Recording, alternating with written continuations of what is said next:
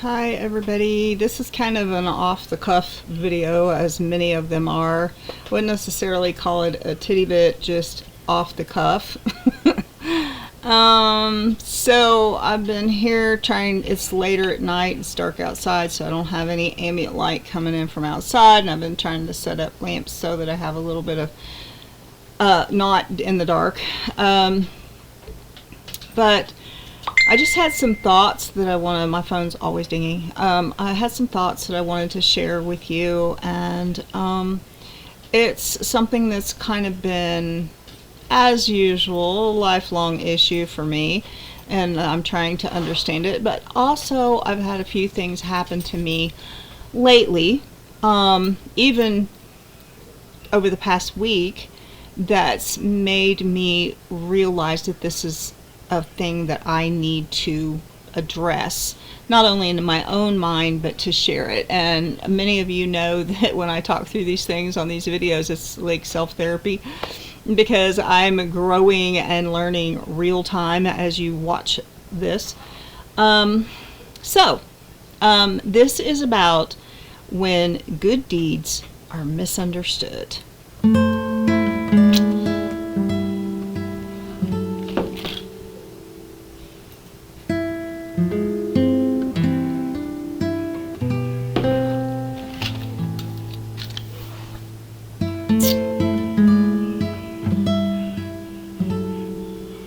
So I have to put on my glasses, and I've got a lot of glare on them tonight. I'll take them off as often as I can, but I can't see a thing without them, so you'll have to bear with me. When good deeds are misunderstood. This is a forever humanity crisis, because oftentimes people do things that they think are good, and it turns out to be all wrong. Or they do something that they think is good, and it is completely misrepresented or misunderstood. Because understanding is just misunderstanding is just a human malady. So our perception of things is usually completely different than the perception someone else may have. It's not because we're good or we're bad or we're trying to be bad or we're trying to be good. It's just a difference of perception. I may go out, this is a perfect example. Sorry about my glasses. I may go outside and it is really, really warm, and it feels great to me. This, New Mexico may be a little bit over the top, but it feels great to me. But it will feel really, really miserable hot to Jamie. I want to keep the furnace on about 75, and Jamie can do with 69. It's a perception. And it's nobody's right, nobody's wrong, and you have to come to some sort of middle of the road understanding. But I want to talk about that tonight, because there are several things that happen when good deeds are misunderstood, and there's several things that you can do to avoid them. And then there's several things that you can do to cope with it when it does happen, which inevitably it's going to happen. And it happens in families, it happens in groups and organizations and institutions, it happens everywhere. Politics, and we're definitely not going to get into politics. But, so I just want to talk about it tonight. Now, I've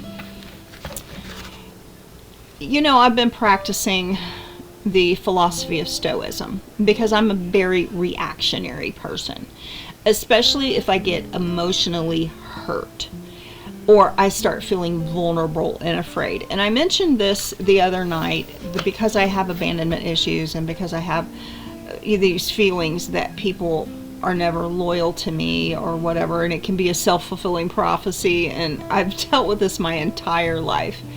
But what happens is people will say, oh, you're just dramatic, or that's just a bunch of drama. Well, I used to say that too, because, we live in a neighborhood where there's a lot of poverty, and there's a lot of, bickering among people that live in the neighborhood or whatever, but there's a lot of misunderstandings. Not everybody is on the same level of emotional maturity or even intellectual maturity. So sometimes you have to overlook the way people are acting. But there is a difference. I want to make a difference. Drama or emotional reactivity, and I think they're pretty much equal. It's a human reaction to being emotionally immature or not being intellectually wise enough to understand what's going on, and having PTSD and vulnerability. And drama doesn't have to be you jumping out of the street and screaming at somebody or crying uncontrollably. It can be shutting down, backing up, staying in your corner. It can, this emotional, it's simply that we haven't learned how to cope with our emotions and things that go on. So that's one thing that happens. And I do want to make a note that these things that I am listing, it's for like both sides, because this happens all the way around the globe. Essentially, you have one person that's really, really trying to help, and usually you're better off not to do too much. I've found that a lot of times when you're trying to help, the biggest portion of the time when you're trying to help, it backfires. And it's a really sad situation, but it's just because of the deregulation of the human race. We are all, I don't care how neurotypical you think you are, I don't care how educated you are, how stable your lifestyle may seem. I have never met a human that didn't have some sort of deregulation. I don't care how smart, how educated, how stable, how founded. I have never met a human that didn't have, and some of them that really think they're top notch can be incredibly dysfunctional. Their family's dysfunctional. They're deregulated. Especially people that have like a leadership role, and they may or may not have some kind of narcissistic attitude about things, but they're used to being in a leadership role, and they're used to people, doing what they say. Sometimes they can be a little blinded to what's really going on. Have you ever worked in a place where, my nose is itching, and it always itches when I do a video for some reason, but have you ever worked in a place and the bosses just thought that everybody just loved them, and you get in the break room and everybody is just like, really not liking them? Well, we all have misconceptions, misunderstandings, but when I mention each of these things, I want you to see how it really happens on both sides. This is not a one-size-fits-all for I'm the good do-gooder and everybody misunderstands me, and it's also not for that person that's in a position and someone's trying to do something good for them and it's being an imposition. It's causing turmoil in their personal life.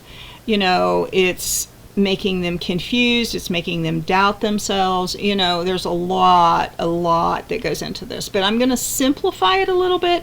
This is by no means an exhaustive list, so you could write down these notes and also add many other things. But the first thing that we're going to talk about is what happens, what can happen, and this could probably be a list of 100 things that could happen. But one thing that happens is resentment. So I have known of people trying to help me before, and I can think of a couple of situations, and I really resented their what felt like an intrusion into my private life. And, if you want to take it to the other side, the person that's trying to do you good and you don't respond to it in the way that you think that they're going to, then, if you're trying to do good and somebody's not responding, you can get resentful. And resentment hurts everybody. And it also is a great trigger of emotional reactions that just aren't healthy. And if you get resentment in your heart and it's too buried, if it's too deep, if it becomes part of your character, it can change your personality.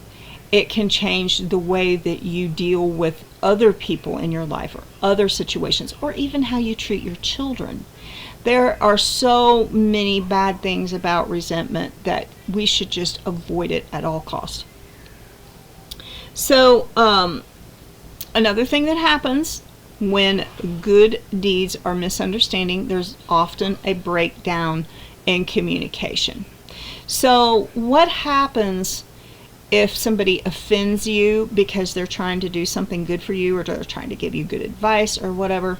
Or what happens if somebody's trying to do it to you? You want to avoid this situation.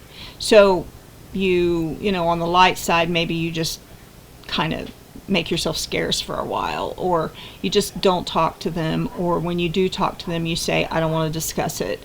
And sometimes you need that break time, that separation time to do that. But ultimately, if there is a severe breakdown in communication, no one is going to evolve. No one is going to grow by it. No one is going to, the issue will never be resolved. And especially if both parties are like really, really hard-headed and nobody's really seeking the truth or whatever, you can just get in this stalemate, which is never good. Because most things, to have a healthy psychological state, we need to resolve issues in our heart. Now, we may not completely resolve these issues when it comes to, say, you may not make up with the person that has interfered. I mean, I know of one particular situation where this one person, it seemed like that this person was doing everything within their power to destroy me, and really came close to it, and really, really did a lot of harm. And I do not doubt in the least that this person thought that they were doing me a favor. And oh my gosh. So let's move on from that. But a breakdown in communication, you know, that situation, sometimes we're just going to move on, because this is just like so big, it's a rabbit hole. You could just go down and fall out the other side of the earth. Another thing that can happen with this is loss of trust. This has happened to me. It's happened to you. It's happened to everyone. Because if a person violates your space, or if a person does something to hurt someone you love, this is why taking sides is always a bad thing. Always a bad thing. Because most of the time, there's two sides to every story. And also, there's this thing where, you know, ultimately, these people are like two peas in a pod. So it's always, always, always a bad idea to take sides. Protect where you can, defend where you can, but most of the time, you're best if you stay neutral, or you at least mind your own beeswax. Because when these frictions happen, it's natural to lose trust. Now, I'm in a situation right now where there are several people that I would consider friends, and they have done things that they thought were to either my best advantage or to someone else's best advantage. And it turned out really, really bad. And I am very hesitant to allow these people back into my life in any way. And it was really extreme. And yes, I blocked them. Yes, I have been months not talking to them because I was hurt bad enough, and I felt violated enough. I felt taken advantage of. I felt disrespected. And these are people that live relatively close to me. And I'm starting to resolve this issue in my heart, but I lost trust. And when you lose trust, it doesn't you could people on both sides could be trying to do the right thing, but that big word, that miscommunication, that misunderstanding is like the giant in the room. So, and this is another thing that happens when communication breaks down. Nobody really it gets anything resolved. And so you lose trust. That's one thing that can happen. And then there's always the hurt feelings. This is actually number 4. There's hurt feelings. Like, I am hurt at this one particular person because they put me in a very bad situation. I was trying to do good. They were trying to do good, but they initiated me into a situation where it was very, very negative, if not dangerous. And because I felt like that they weren't looking out for my best interest, and kind of felt like that they had put another person above me to my detriment, kind of threw me into a snare or a trap, I lost trust in this person. And actually, I think this person's a very good person. I think they're very caring. They have, in times past, been very beneficial. But I lost trust. And when you lose trust, it is really, really hard to get it back. And I may talk about that again later, because losing trust is not just the person that you lost trust in. It's not just their fault, because we have to work on our own character. And we have to stop and think, okay, was this person really trying to hurt me? No, they weren't really trying to hurt me. And was this person aware that they were hurting me? No, probably not. Now the person has acknowledged that, yes, I'm sorry, I hurt you, I put you in a bad position, I wasn't understanding what I was doing, what was happening, all of that. But you have to work, like right now I'm working in my heart to overcome the mistrust that I have for this person. Because ultimately, I know that this person didn't really mean to put me in a bad position. And this is just very common stuff. But the last thing that can happen, it's not the last thing that can happen, but it's the last thing on my list, is guilt. Because if a relationship, a friendship, or even in families, not in families, however, a relationship, when it gets damaged in this form, often you will feel guilty for the part that you had in it, and hopefully the person on the other side will also feel guilty. And this is why communication is important. And to heal guilt, there needs to be 2 things that happen. You need to acknowledge what you may have done wrong, and then you need to forgive the other person, because you can't really overcome your own guilt if you don't forgive the other person for whatever they may not have done. But regardless, when you have misrepresentation or misconceptions or misunderstandings, what you thought could be true, could not be true, thoughts at that point in time, and often emotions at that time, are not viable. You really, really do have to stick with facts. And making a list of facts about a situation can often give you a clear understanding of what actually happened. So the next things that I want to talk about are ways to avoid this situation. Now, as a parent, these things apply to you and your kids as well, because oftentimes we have this, I don't know, you have children, it's changed a little bit now, but you have children, and a lot of times young parents have this idea that these children were born to make their life better. If you're having children to make your life better, think twice. Because yes, they fill you with love, and hopefully you'll have a grand relationship with them, and hopefully you'll give them a beautiful childhood, and hopefully they'll be really, really loving, and you're going to have a wonderful relationship. But I don't know too many parents that haven't reached, teenage years even, or something else, that there isn't some variance going there, because, kids are misunderstanding what the parents are meaning and what they're feeling. Parents are misunderstanding. Your kid may just be completely confused about what you want because they haven't reached a certain emotional or intellectual maturity. And you think they should know this, and they're just being disrespectful, and it just blows into a firestorm that may never be put out. So be very wary of this. But this is things that you should think about when you're raising children, or even after you have grown children. Ways to avoid good deeds that are misunderstood. Number 1, communicate clearly. This can be a really difficult situation because, I'm going to get me a little drink, if you don't mind.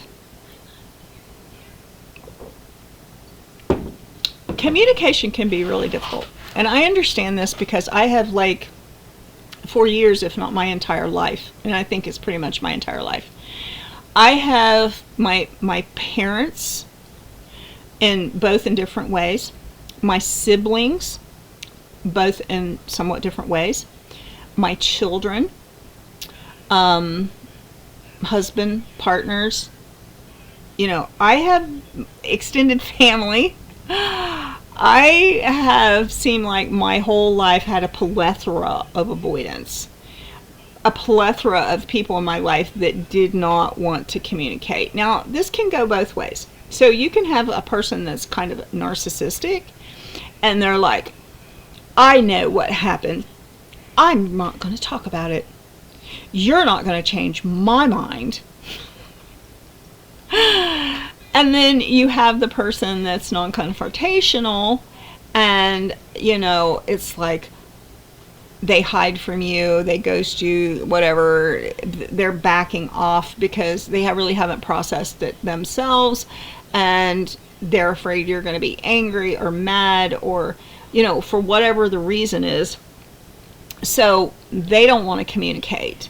They'll hide in their room, run away from home, do anything that they can possibly do to keep from communicating, because they don't want to be accused, they don't want to be hurt, they don't want, so they just avoid the situation. Now, this one's me. I will often shut down and not communicate because I'm an avoidant as well. And you wouldn't think so the way I chatter on, but I'm an avoidant as well. But I avoid talking to people because I get pettish and I'm hurt and I do pout.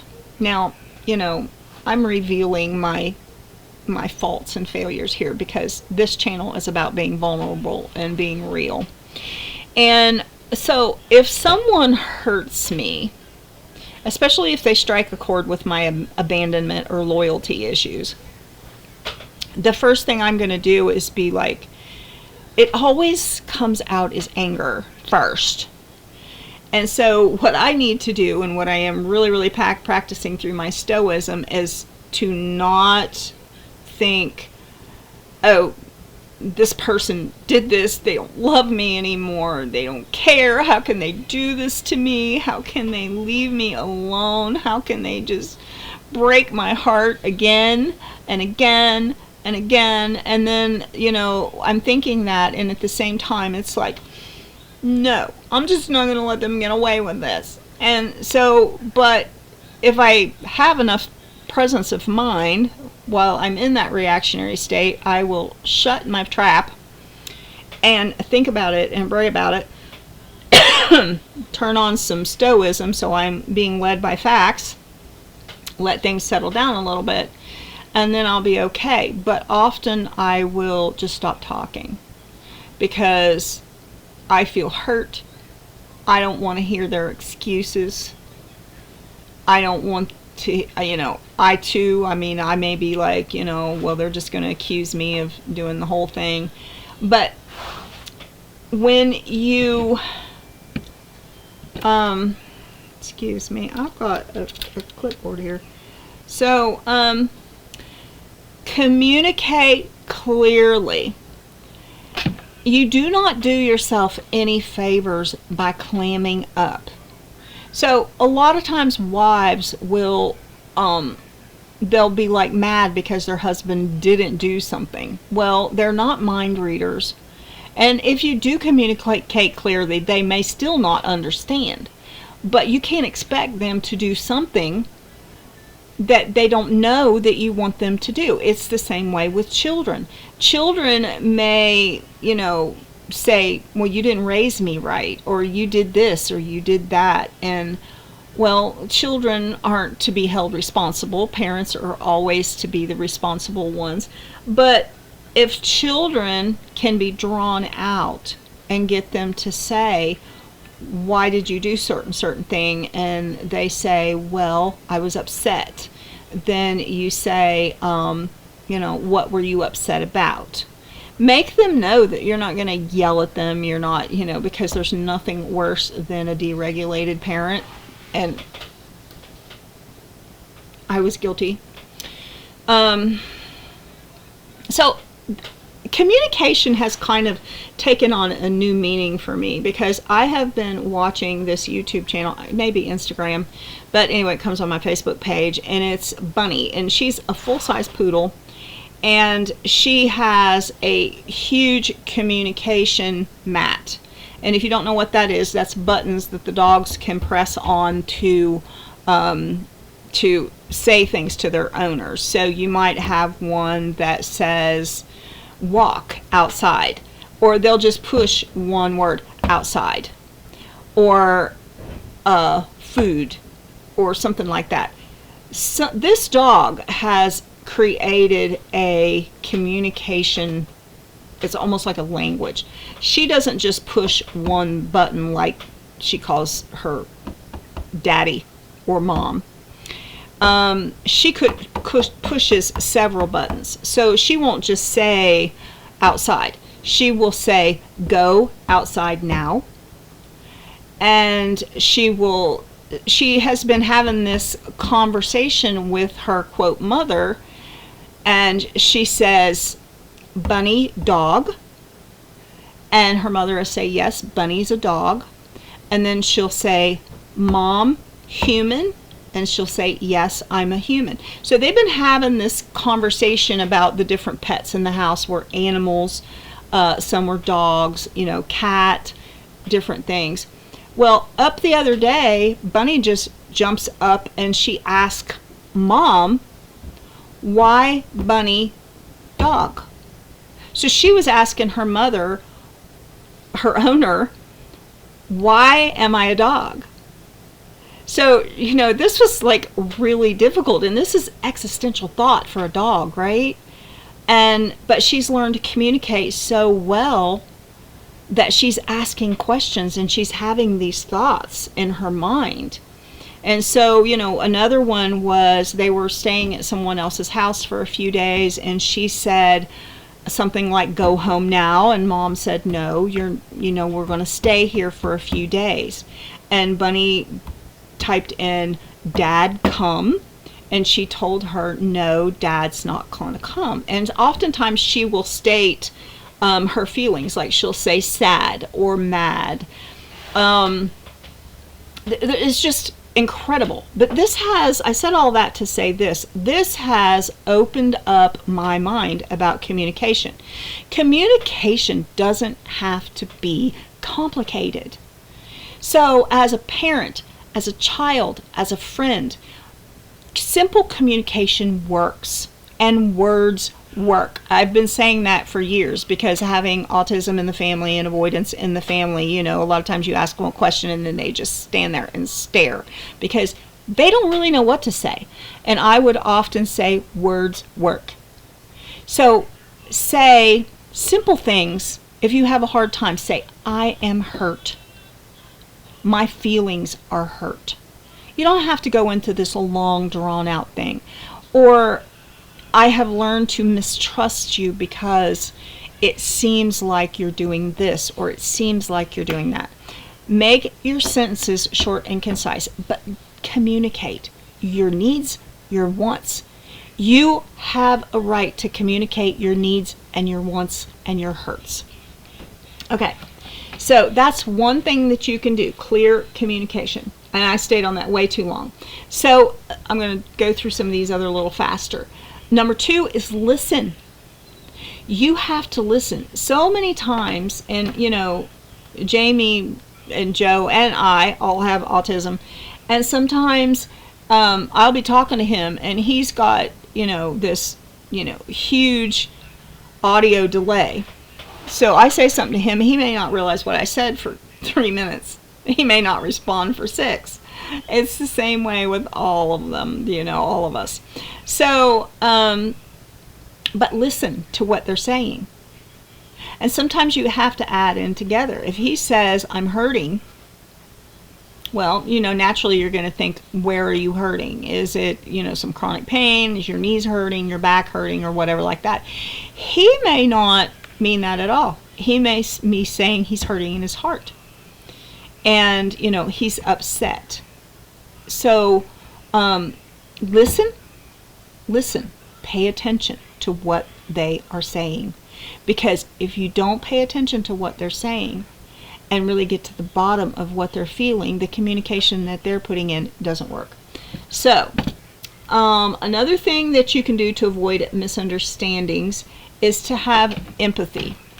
Put yourself, when somebody does a good deed for you, and we want to go back, this is good deeds misunderstood. If somebody's doing a good deed for you, don't just assume, and this is going on to another one, but don't jump to conclusions that they're doing it for their own benefit, or they're trying to drive a wedge, or they're trying to put you in a position, they're trying to feed off of you. I mean, there's like 100 different ways that you can look at this, but don't just jump to conclusions.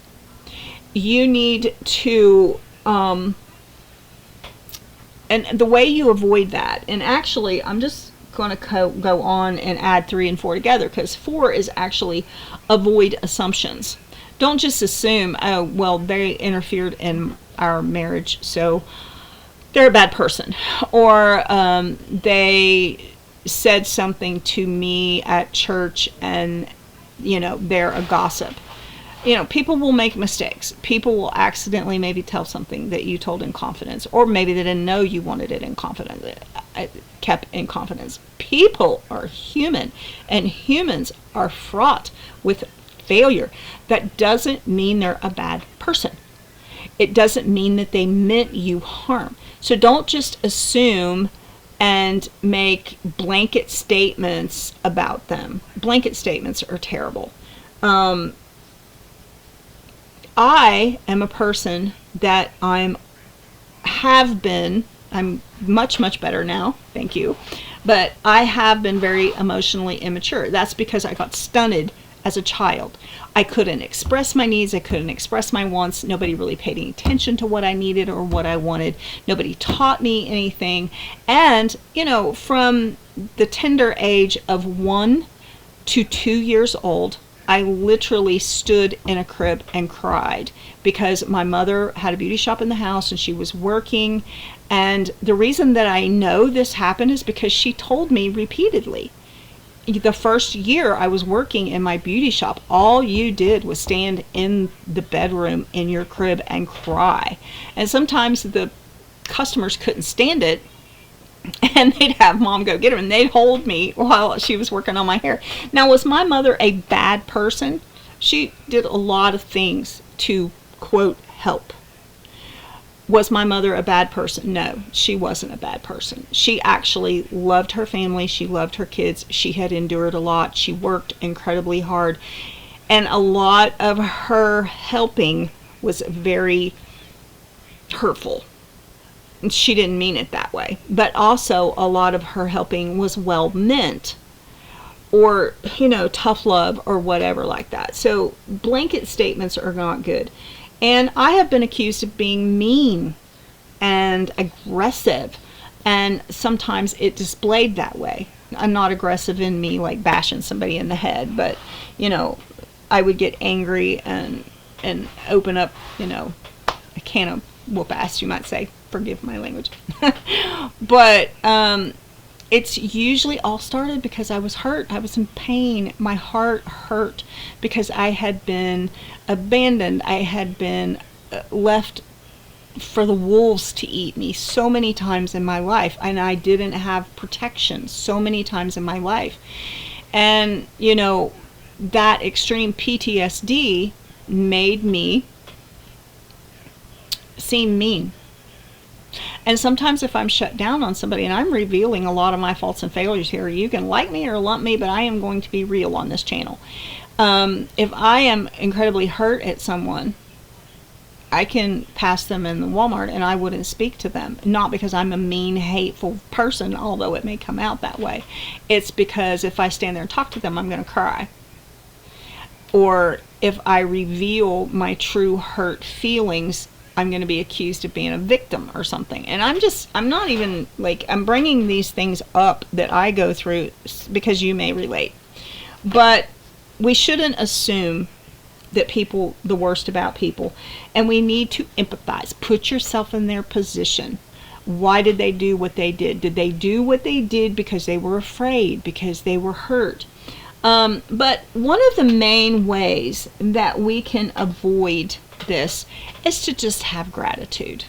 And what I mean by this, if someone is giving you what they think is good advice, and it's going against everything pretty much that you want or you feel like is right, you have to realize that the person is coming at this and they wish good to you. They're giving you advice, maybe misplaced, but they mean it well. They mean well. So the best thing to do is just ignore the advice if necessary, if needful. A lot of times that's necessary, but also be grateful. Say, well, they were trying to help and they meant well. We have to have a sense of forgiveness. We have to have a sense of covering for people that may be stepping out of line. But if you ask yourself, do you really think that seriously they were trying to destroy you?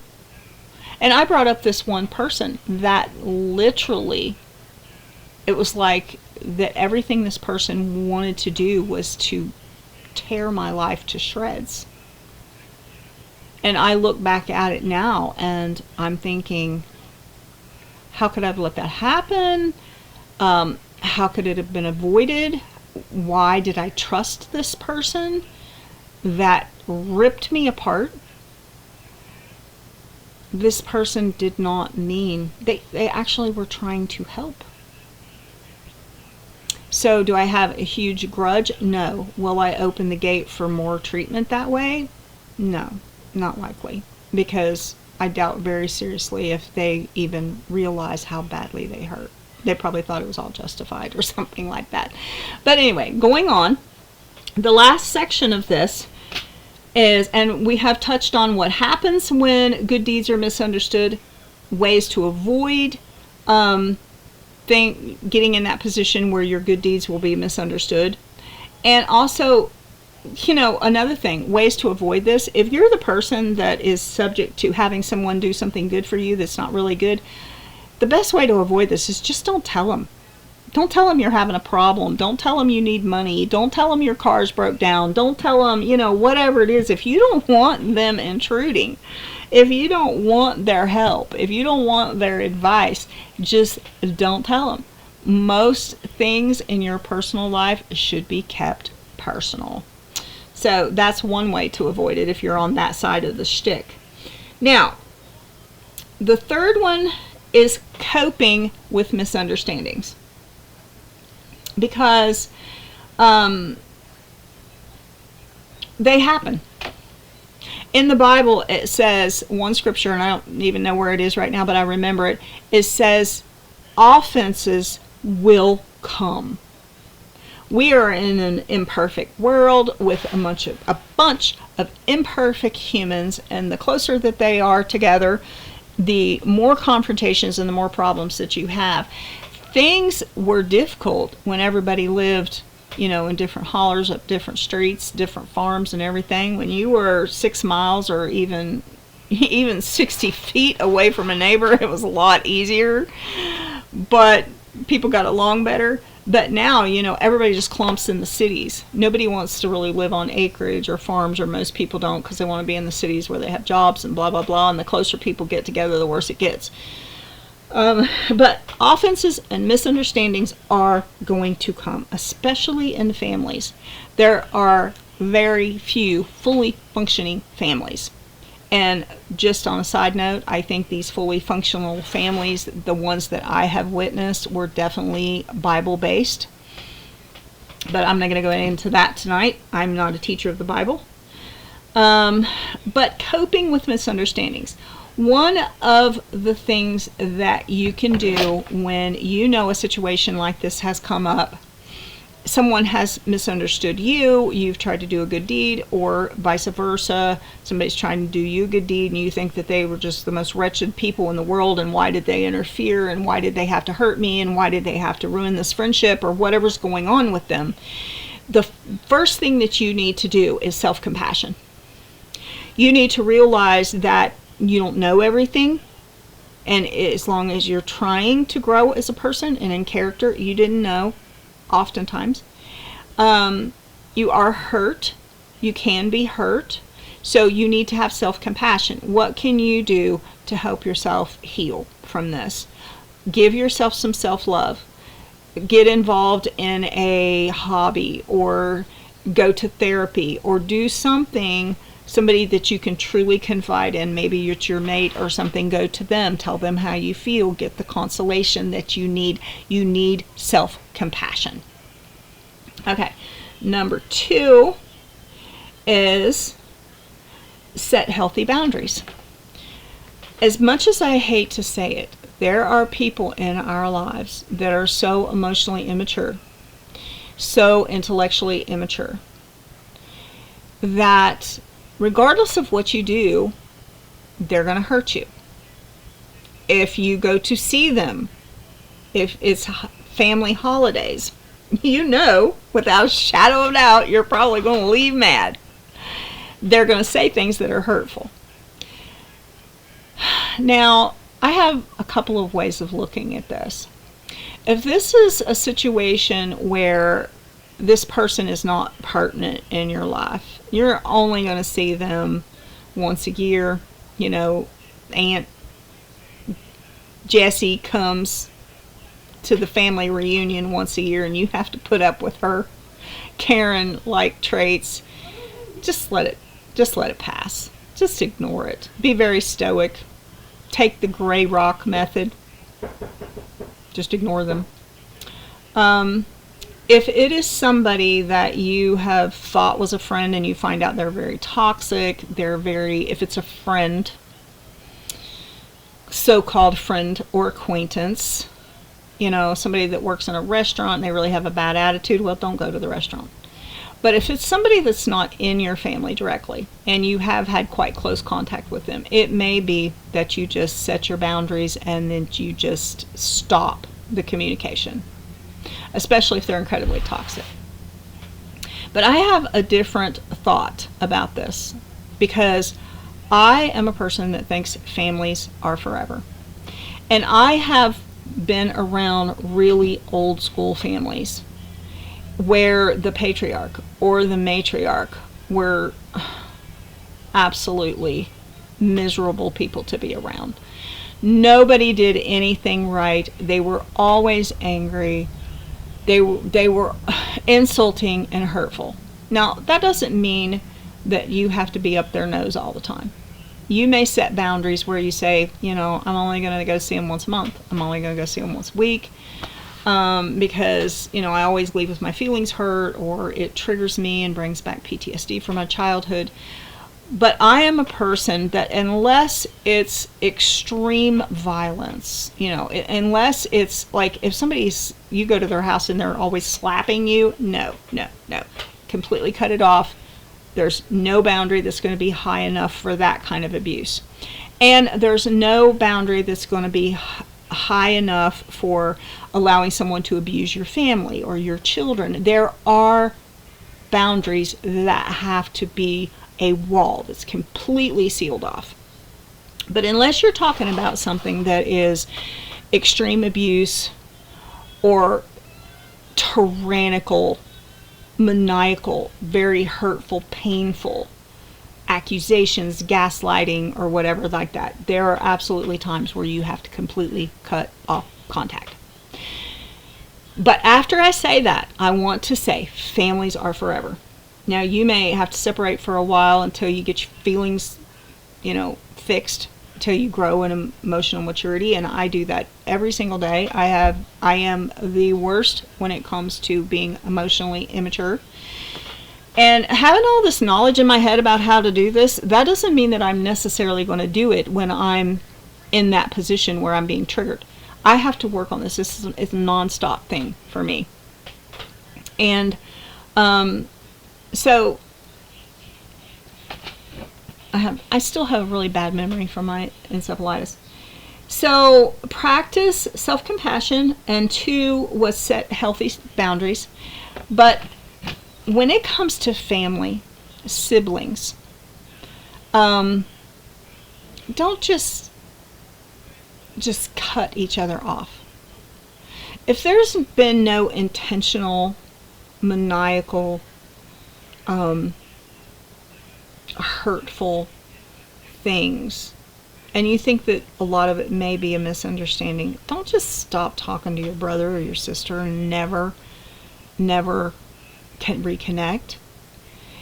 You are robbing your children, their children, of the relationship they could have as cousins. You're robbing your children of seeing their grandparent, who may be a little weird or a little pettish or might have issues, but they still love their grandchildren. And I know of situations where people that have children have alienated their children against the grandparent and robbed them of years and years worth of holidays and hugs and cookies, just because they were so egocentric and so selfish that they couldn't bear the perceived or real slight faults that their person had. To me, that's borderline unforgivable, because I think families are forever. Without our family structure, which the Bible, if you are a Bible-believing person, the Bible is very emphatic how important our family structure is, because without a strong family, and it takes work on everybody's side, and nobody's perfect, and children aren't perfect, and parents aren't perfect, but without the family structure, there is no stability in this world. The school systems will fail. The politics will fail. The government will fail. The dentistry will fail. The doctors will fail. Without family and good parents and good children, this world will crumble, because it all starts with the family. So unless it's something that is huge, really, really think through it, because family is our most valued and important institution on this earth. Now, I'm making exceptions for when you're in danger, or if you're in a dysfunctional family where, you could possibly be injured, beaten, killed, then that's off the tables. But I'm talking about petty arguments or misunderstandings. Anyway, let me move on. So, set healthy standards and boundaries for yourself, because you want to protect yourself. This goes back to self-compassion. Yes, you may need an extended period of time to heal. That's perfectly okay. You may need time to sort through these things in your head, and I know I have taken months and months and months trying to sort through things in my head and understand them, because for the life of me I couldn't grapple.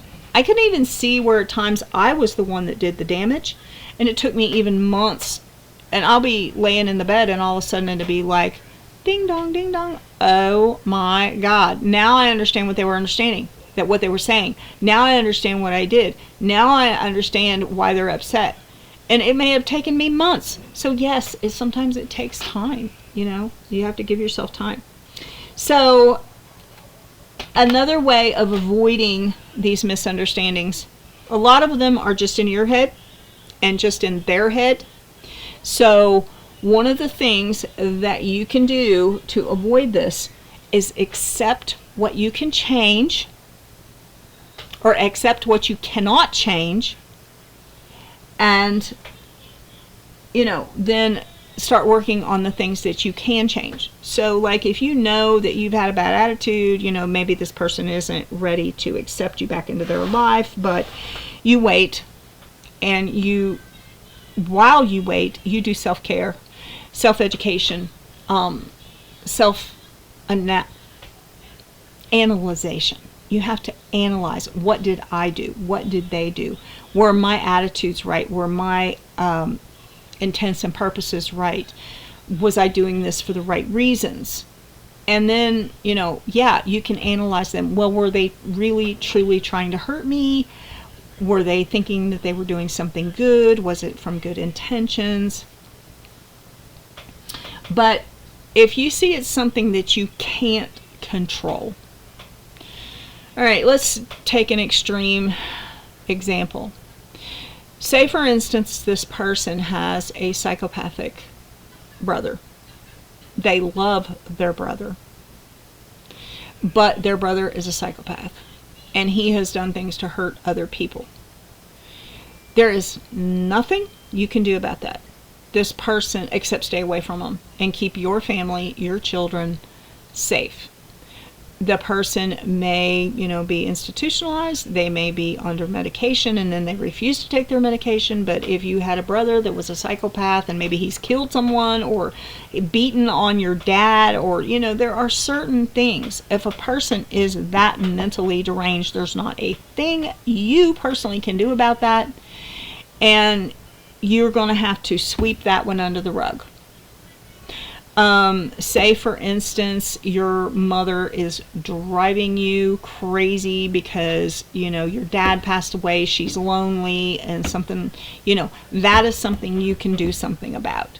You can realize that for a period of your time, your mother's going to be incredibly lonesome, she's going to be incredibly fearful, she's getting used to a whole new platform of life. Your dad's gone, you can't do anything about that, but you can be a consolation to your mother. But you can't do anything about your dad having passed away. So divide up what you can do something about and what you can't. And anything that you can't do anything about, there is no sense worrying about it. There is no sense stressing over it. There's no sense doing anything about it because you can't. So you simply put that on the shelf of, I can't do a thing about this, and stop worrying about it. Put your boundaries up, put your protections up. But what you can do something about, don't cut that off like a rotten limb. Especially if it's family. Somebody in your family may have a gangrenous hand, take them to the doctor or whatever like that. But don't cut them off just because, they've got a bad habit or they made a mistake. A lot of times people make mistakes for one reason or other, and then people just cut them off forever, like that was that person. I had that happen to me. So, and on the last one is learn from your experience. There are people, and I have people in my family, that are so set in their ways that you couldn't get them to change their mind about something if they thought that you was going to drop dead at their feet. There are people that are stubborn. And there's also people that are so egocentric that they think that their opinion is the only opinion. These are people that cannot learn. But there's not very many of those. And what you need to do is be that person that's always seeking for more knowledge, always seeking for more self-awareness, and always seeking for awareness to actually understand, empath another person. Don't stop learning. If something comes to my mind and it's like, so like the value, I ask myself, when you do something good and it's misunderstood, and it's taken totally the wrong way and you meant no harm, what are the ways you can avoid that? Ask yourself questions. What are ways to overcome this? What happens? So I ask myself these questions, and that's where a lot of my video content comes from, because I'm thinking about this and I'm asking myself questions, and I will study it and watch other YouTube videos, and I will talk to AI about it. I will talk to people that I value, like my therapist, about it. And I come to certain conclusions because I am seeking to understand. I'm seeking to learn. And when you stop learning, your life is essentially dead. When you stop learning, when you stop seeking new skill sets, when you stop listening to other people, when you stop listening to teachers, when you stop having an open-minded, you just as well be cutting off the light, the sound, and every other input that you could have in your life, because if you aren't learning, you are not living. And I have this concept in my mind that I am guilty until proven innocent. And I have been scapegoated, blamed for things I didn't do, misunderstood, cast out because I made a mistake, or said something wrong and have been shunned or shamed for life. I have went through some of the most extreme things as anybody in the world.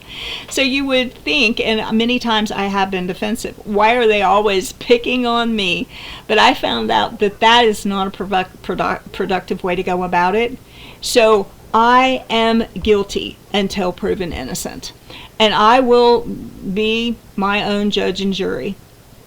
And I will be very critical of, why did I do this? Why did I say this? What was my reasoning? Was it done in love? Was it done in kindness? And trust me, when I see that I have failed, I'm pretty brutal with myself. And then I have to turn right around and have self-love and compassion and self-care and try to heal those wounds. I am often in a position where, I am my own doctor of sorts.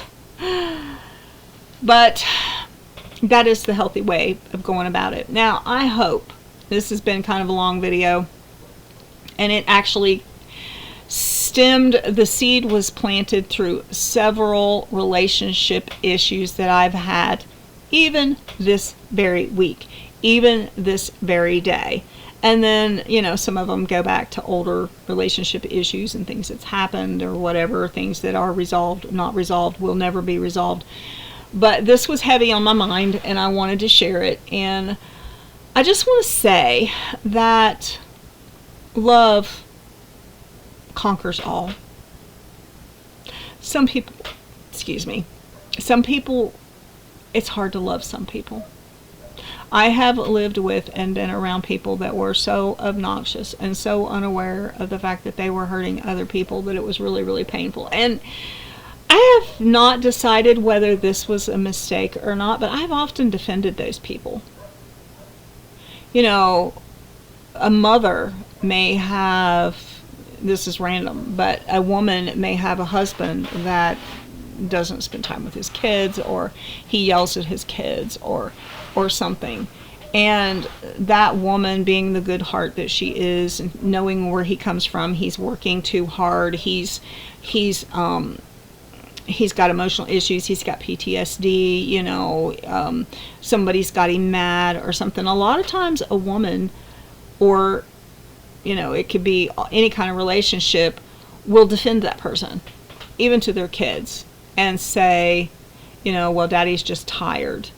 Make excuses for them. I am still trying to figure this out, because I can tell you of a certainty that I give people a benefit of a doubt. And so many times my first instincts were, no, you don't want to have nothing to do with that person. And then I give them a benefit of a doubt, and then they bite me. And then I give them a benefit of a doubt, and then they bite me. And it can be really harmful to your children, to people that your students. it can be really harmful to defend someone who's actually hurting someone else, because ultimately they just think that you're not, you don't care anything about them, or you're not protecting them. So it's not always in the best interest to defend people that are in the wrong. And sometimes this means tough love. Sometimes this means people get offended or whatever. So anybody that's listening to this and you actually know me and you know who I am, try not to stereotype this and say, oh, she's talking about this situation or that situation, because really this was not meant that way at all. It was totally over the board. How can we overcome misunderstandings, and especially misunderstandings that are coming from good deeds? So this was another talking head video. We still have so many life vlogs that are coming up, but the wheels turn slowly, and every front is just like, it's like I'm waiting for this to happen. I'm waiting for this to happen, and it's not happening, and it's going on day after day after day, but it will happen. And when it does, I'm going to be doing more vlogging, and I'm really getting excited about the holidays and the move that we have planned, and all of that is just like so many steps have to be accomplished. So many things have to be accomplished before that can be done. And so my videos will be changing over time. This is another talking head video because psychology and understanding things is the love of my heart, because I want to help myself, I want to help people I love, I want to help the world, and I want to share these things with you so maybe you too can find peace in the storm. But for now, I'm going to say goodbye, and I'll see you on the next video. Bye.